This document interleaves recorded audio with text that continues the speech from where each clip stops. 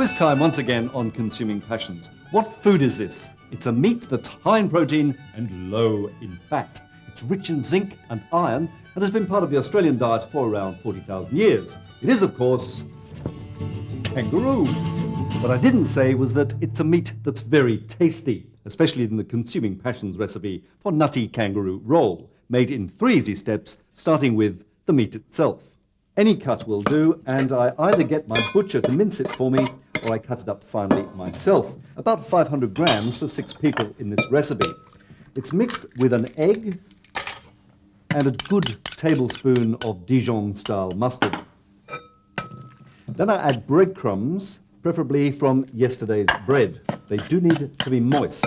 I keep adding till I have a fairly solid, well, almost a dough. Some chopped nuts. To make this dish very, very Australian, I add some chopped macadamia nuts, but you could substitute with chopped almonds or cashews. A final addition of mint, which works just as well with kangaroo as it does with lamb. It's all stirred up well, and then using wet hands, I shape the mixture into sausage-type rolls. Step 2, the vegetables. Into a pan that has a little oil, I put some onion. 1 medium onion, I'm actually using Spanish onion, some finely diced capsicum, and some finely diced button mushrooms. Incidentally, the oil I'm using is a macadamia nut oil, also Australian. You could also use olive oil or canola oil. After a couple of minutes, when they've softened, I remove from the heat and stir in some chopped basil. A good handful of chopped basil, a couple of tablespoons, about the same. And then some crunchy peanut butter, a tablespoon of this as well, to make up a tasty mixture that will surround those kangaroo sausages. Step 3, the assembly.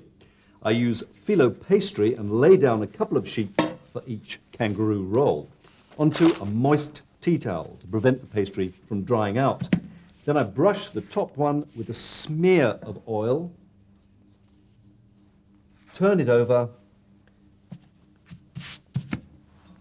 and brush again. Next, I lay out a few pieces of washed and drained spinach leaves.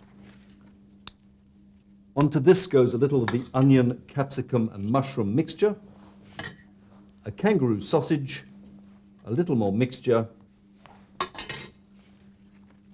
a few more spinach leaves. Finally, I fold over the pastry at the edges and roll up this splendid parcel before putting it on a non-stick baking tray, brushing with a little more oil and sprinkling with black pepper. And once they're all done, it's into the oven. They go into the oven at about 190 degrees C for around 20 to 25 minutes until they're golden brown. While they're cooking, it gives me a chance to make a port wine sauce. Very simple to do. A glass of port, a couple of tablespoons or so of light stock or consommé, a little wine vinegar, and some sweet chili sauce. And this is all boiled until it thickens. It takes a matter of moments.